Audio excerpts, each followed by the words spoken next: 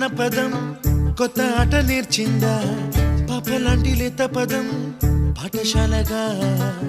కూనలమ్మ జానపదం పల్లె దాటి వచ్చిందా చవళిల జానతనం పాట చూపగా కుంచెలో దాగే చిత్రాలు ఎదురొచ్చేలా అంతటా